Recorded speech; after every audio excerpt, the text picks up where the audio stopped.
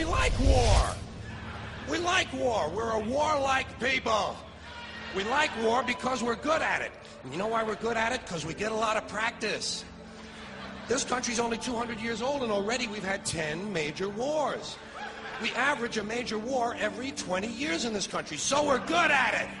And it's a good thing we are. We're not very good at anything else anymore. Huh? Can't build a decent car, can't make a TV set or a VCR worth the fuck. Got no steel industry left, can't educate our young people, can't get health care to our old people, but we can bomb the shit out of your country, all right? Especially if your country is full of brown people. That's our new job in the world, bombing brown people. Iraq, Panama, Grenada, Libya, you got some brown people in your country, tell them to watch the fuck out, or we'll goddamn bomb them. Well, when's the last white people you can remember that we bombed? Can you remember the last can you remember any white people we've ever bombed? The Germans, those are the only ones, and that's only because they were trying to cut in on our action. They wanted to dominate the world. Bullshit, that's our fucking job. Now, you probably noticed I don't feel about that war the way we were told we were supposed to feel about that war, the way we were ordered and instructed by the United States government to feel about that war. My mind doesn't work that way. I got this real moron thing I do. It's called thinking. And I'm not a very good American because I like to form my own opinions. I don't just roll over when I'm told to. Sad to say, most Americans just roll over on command. Not me. I have certain rules I live by. My first rule, I don't believe anything the government tells me. Nothing. Zero. Nope.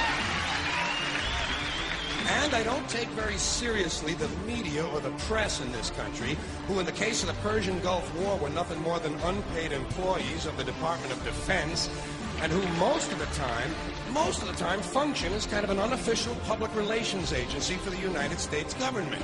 So I don't listen to them. I don't really believe in my country. And I gotta tell you folks, I don't get all choked up about yellow ribbons and American flags. I consider them to be symbols, and I leave symbols to the symbol-minded.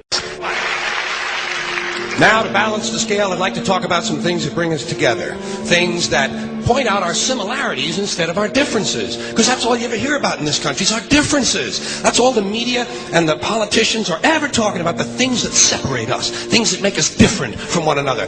That's the way the ruling class operates in any society. They try to divide the rest of the people. They keep the lower and the middle classes fighting with each other so that they, the rich, can run off with all the fucking money. Fairly simple thing, happens to work. You know, anything different, that's what they're going to talk about. Race, religion, ethnic and national background, jobs, income, education, social status, sexuality, anything you can do, keep us fighting with each other so that they can keep going to the bank. You know how I describe the economic and social classes in this country? The upper class keeps all of the money, pays none of the taxes. The middle class pays all of the taxes, does all of the work. The poor are there just to scare the shit out of the middle class. Keep them showing up at those jobs. Politicians know that word. They use it on you. Politicians have traditionally hidden behind three things: the flag, the Bible, and children. No child left behind. No child left behind. Oh, really? Well, it wasn't long ago you were talking about giving kids a head start. Head start? Left behind? Someone's losing fucking ground here. But there's a reason. There's a reason. There's a reason for this. There's a reason education sucks, and it's the same reason that it will never, ever, ever be fixed. It's never going to get any better. Don't look for it. Be happy with what you got. Because the owners of this country don't want that. I'm talking about the real owners now. The big, the wealthy, the real owners, the big wealthy business interests that control things and make all the important decisions. Forget the politicians. They're irrelevant. The politicians are put there to give you the idea that you have freedom of choice. You don't. You have no choice. You have owners. They own you. They own everything. They own all the important land. They own and control the corporations. They've long since bought and paid for the Senate, the Congress, the state houses, the city halls. They got the judges in their back pockets, and they own all the big all the big media companies. So they control just about all of the news and information you get to hear. They got you by the balls. They spend billions of dollars every year lobbying to get what they want. Well, we know what they want. They want more for themselves and less for everybody else. But I'll tell you what they don't want.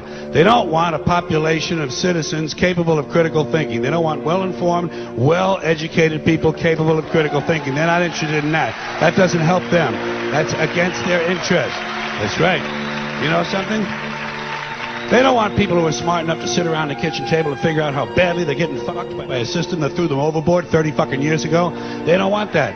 You know what they want? They want obedient workers. Obedient workers. People who are just smart enough to run the machines and do the paperwork, and just dumb enough to passively accept all these increasingly shittier jobs with the lower pay, the longer hours, the reduced benefits, the end of overtime, and the vanishing pension that disappears the minute you go to collect it. And now they're coming for your Social Security money. They want your fucking retirement money. They want it back so they can give it to their criminal friends on Wall Street. And you know something? They'll get it. They'll get it all from you sooner or later, because they own this fucking place. It's a big club, and you ain't in it. You and I are not in the big club.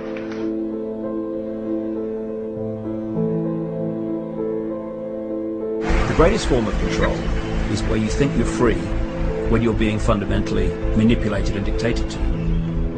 One form of dictatorship is being in a prison cell and you can see the bars and touch them. The other one is sitting in a prison cell but you can't see the bar, you think you're free. What the human race is suffering from is mass hypnosis. We are being hypnotized by people like this. Newsreaders, politicians, teachers, lecturers. We are in a country and in a world that is being run by unbelievably sick people. The chasm between what we're told is going on and what is really going on is absolutely enormous. The greatest hypnotist on planet Earth is a oblong box in the corner of the room. It is constantly telling us what to believe is real. Historically, the control and manipulation of political opinion has been the Freemasons' main weapon in gaining control of countries and states. Once in control of the rulers and politicians of a country, laws and political structures could be changed in accordance with their agenda.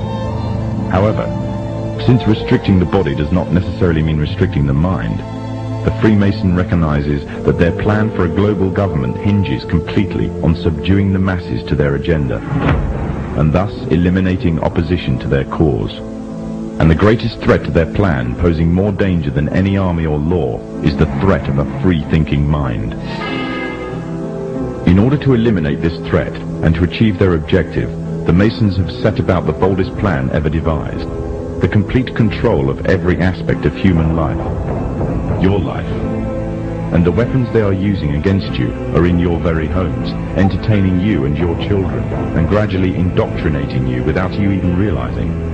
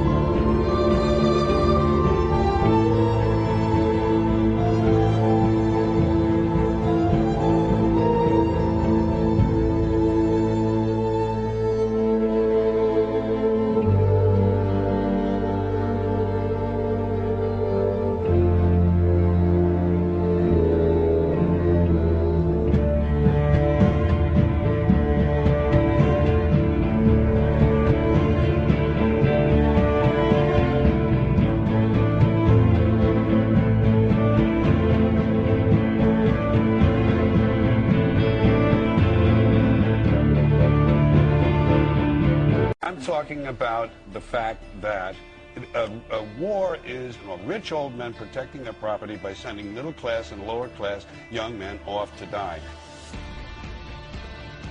Forget these foolish elections. The owners of this country don't care about the poor in general. The owners of this country? What are we going? Is this Karl Marx talking to me? The owners of this country are the voters of this country. You're wrong about that, my friend. Aren't the owners of this country the voters in this country who elected George Bush? Not. Listen, for politics, these elections are a charade. It is a charade. Okay. It is. They are meant to. Well, I'll tell you. Listen. Just listen for a minute. Learn a little something. The elections and politicians are in place in order to give Americans the illusion that they have freedom of choice. You don't really have choice in this country. All the things that are important, reduced in choice. Newspapers in a city, how many? Used to be 3, 4, now it's 1 or 2. They're owned by the same people, and they also own a radio station. Give these people a voting day every year so that they'll have the illusion of meaningless choice. Meaningless choice that we go like slaves and say, "Oh, I voted." The limits of debate in this country are established before the debate even begins, and everyone else is marginalized and made to seem either to be communists or some sort of disloyal person, a kook, there's a word, and now it's conspiracy. See, they've made that something that should not be even entertained for a minute, that powerful people might get together and have a plan. Doesn't happen. You're a kook. You're a conspiracy buff. Conspiracy buff.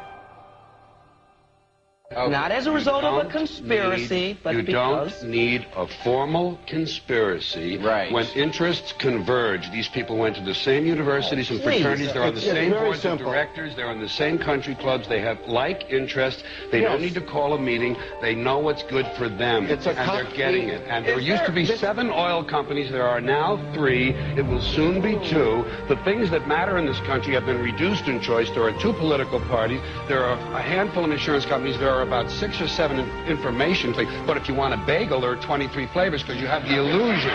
You have the illusion of choice. Right. You don't get the real important choice. There's no freedom of choice. That's a great point.